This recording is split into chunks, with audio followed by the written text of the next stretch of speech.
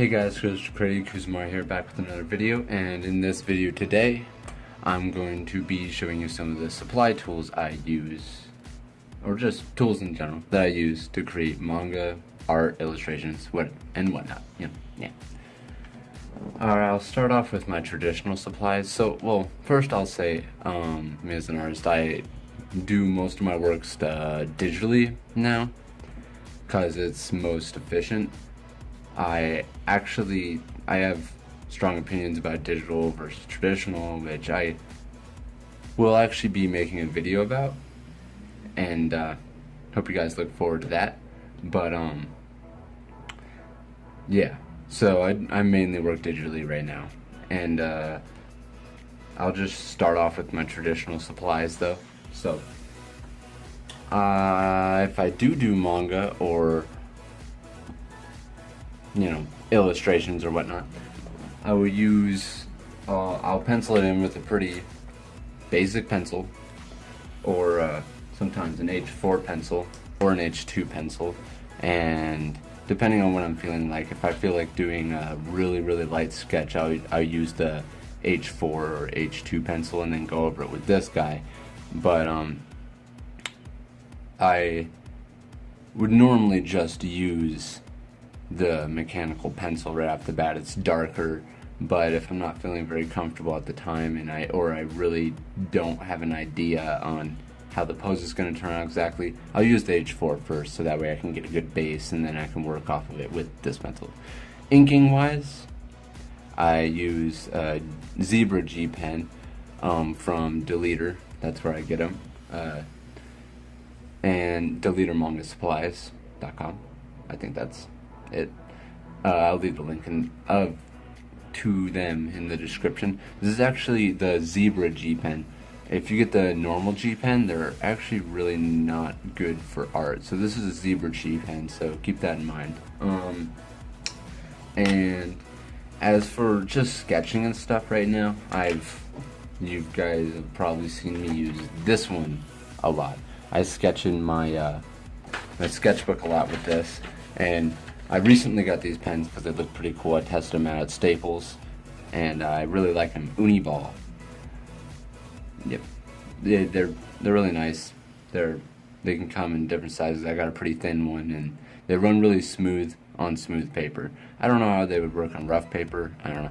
I really like it when it's on. I really like smooth paper. I'm not a big fan of rough paper. And then I also use this Precise V5.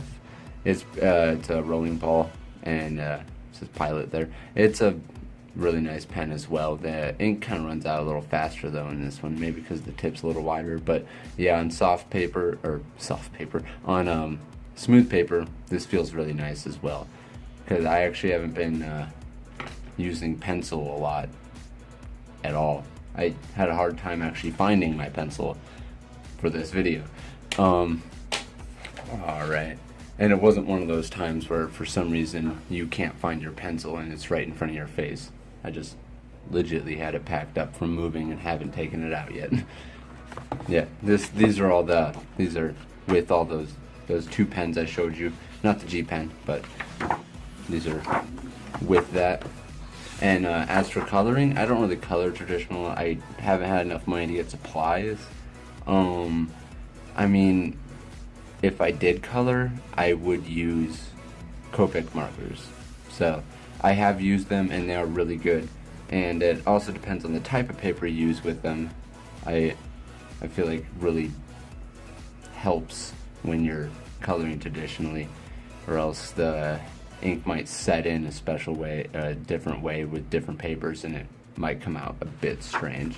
Like I did this the other day. That was kind of fun.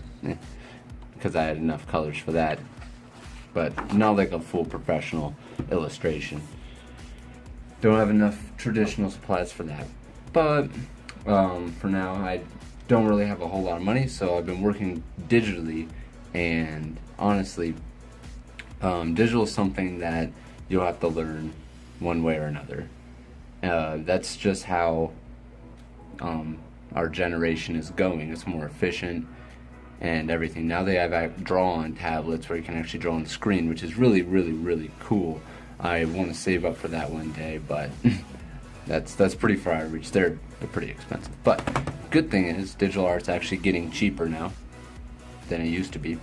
So, or buying digital supplies. Like, this is the tablet I use. I use, I think it's, Intuos Pro. I got the small version, and just comes with a stylus. You guys know the rundown of this, most likely. Comes with a stylus, got an eraser tip, which, by the way, I was really excited about, and I never use the eraser. If I didn't have a pen that didn't have an eraser, I don't really care. I could care less for that. Its pressure sensitivity is really nice. I wish I had a bigger version, because this map, technically, since it's smaller, from this point to this point, is a larger stroke across the screen, compared to if the active area was bigger, you'd be able to get more detail in with one stroke. So it limits me with my detail, and it kind of makes my strokes not as organic as they could be with the small version. But it's definitely good. You could get very far with a tablet like this. And as for my digital program, right now I have the non-dialogued version of first page of chapter 5, I believe, of Monster Society of America. If you have not seen Monster Society of America, please check it out. Leave the link to Saturday AM in the description below. And I'm in issue 50, as well as a bunch of other series. So if you aren't a subscriber to Saturday AM, check them out.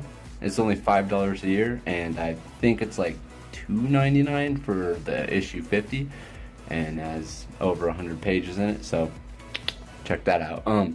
So I use Manga Studio for my digital driver to do my pages, and I mean, it's really good. I've never used Photoshop, but it does everything I need it to. There's also some features I've had this for a while, and I'm still learning new things about it. I didn't even know you could actually create your own brush pens. Like, you could create your own brush. That sounds like, oh yeah, of course you can, but you can create your own strokes. You could actually input or even draw out your own brush, which would just repeat itself, making a stroke. So I don't know. Anyways, maybe I'll make a video about it someday. I actually never knew about this. If any of you know about this little setting down here, it brings you in here, and it has all these settings, which I never knew about. And you can make completely new original brushes. And so I'm gonna get into some of the things I use for manga in this. Up here, hopefully I zoomed in with my camera, hopefully this looks okay. So these are my manga pens. As you can see right here, it says manga. Well, you can't see the whole thing, it says manga there, but this is my G pen I'll be using. Let me make a new canvas just so you can see here. This is my G pen that I have to try to give it more of an organic feel. You can see these, like, it's kind of like etched right there. That is part of this section right here. Oh, that is not focused in, but that is part of this velocity. And yeah, that you can see all my numbers here, so you'd be able to copy this pen if you wanted to, and all this stuff. But that's my G pen that I created for this, for Manga Studio, for my manga, and I use that to ink all my characters on here. And this is the pen I use for backgrounds right here, and it's pretty much just a very, let me go back here, it's pretty much just very, you can see how it's definitely not as doesn't have the nice little like thin tip like the G pen, and it helps me get straighter lines for the backgrounds, and that's really what I want. Of course, I have it to where if you are close enough, I guess it doesn't do it with that. There's a setting where if you're on a pen and close enough to it, and you do that, it makes it thinner in the middle if you go really fast, and that makes some really organic feel. That's how I do some of my my lettering, or sorry, sound effects, kind of like that. Oh, I'm not even showing. Kind of like this here. Just I can do sound effect videos one day if you guys are ever interested. So I just went off of it again. I'm not used to doing this. All right, this pen I actually do some of my blackouts with. I know you could just click and black out, but I mean like some of the like the hair and stuff to get good shine marks. So this is in my this is actually a preset brush. I changed some of the settings, which are right here. You can see them all right here if you wanted to use them. But yeah, this is already a preset brush on Manga Studios, so that should already be there. My other pen here, bubble pen, I don't really use that because Frederick does all the bubbles for me. He takes care of all the dialogue and bubbles and stuff with his iPad. So and G Pen Thick, that is actually the pen I use to do my line art for colored illustrations. I've been branching out lately and trying to do other things like painting and other type of line art, so this isn't going to be the only thing I use for line art when coloring. Coming up here, look at me just doodling an eye. I got kind of bored while talking. I don't know. Maybe not bored, I just want to occupy myself. Alright, so that's pretty much what I use for my manga pens for digital stuff. As for coloring, I pretty much just that's a process in itself. I didn't use any really specific brushes, but when it comes to painting, there's all of these brushes I use up here, and I am actually experimenting with these brushes right now, so I can't necessarily tell you which ones I really use. So I've been using all of them while trying to paint recently. So that's kind of where I'm at on that. So I mean, most of my stuff is really cel shaded, so I don't really use any specific brush for that. But I've been using this brush, which is a brush I created, that actual pattern I created myself, which I can go in here and wonder if it has the, oh, there it is. I created this image right here, and I used, like, I think it was like a 100 by 100 canvas with a certain resolution, and I created this brush, and I made it so that way it ran continuously, creating this this brush shape. And this is the brush I've been using to paint lately, and that's what I mean by you can actually create your own brushes on here. Pretty cool. It blends in with itself very well when you're actually painting, as you can see here. Well, actually you can't see there because of the angle of the camera. It darkens in everything. You can't even see any value there. But yep, that's my digital pen, and that's my digital stuff.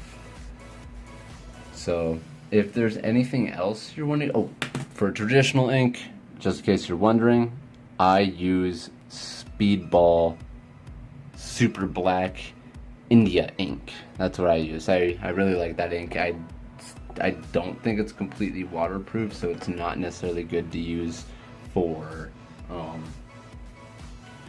stuff that you're going to be coloring, especially with water-based markers. It just smears it if you go over it twice. But you can actually get waterproof ink from Deleter, though. Leave a link to them in the description below. And this is the type of pen, ink, let's bring this down here, brush pen you might have seen me use in some of my videos. Dude, this one is almost completely out, to do some blackouts traditionally. I didn't name the pen, but this is the exact, yeah, Pentel. This is the exact box it comes in. I have a new one, so no fear that it's running out, no fear. Alright, so I think that actually wraps it up for the supplies I use. All those pens up there and stuff, I hardly use those. It's kind of like there for if I really need them. But yeah, it's kind of my area. Well, that's should wrap it up. If you guys see something in my art that you're like, well, what do you do this with? You guys can leave a comment in the description. Leave a comment in the comment section below asking, and I will get back to you guys on whatever question you have. And I hope you guys like this video. And if you want to see more of my stuff, please hit that like button and subscribe. And I got some videos coming up I'm pretty excited about. So if you guys also want to keep up with some of my sketches, art, whatnot, follow me on my Facebook page. I'll leave the link to that in the description below. Check me out on Saturday AM as well, please. And I'll see you guys next time. Thank you.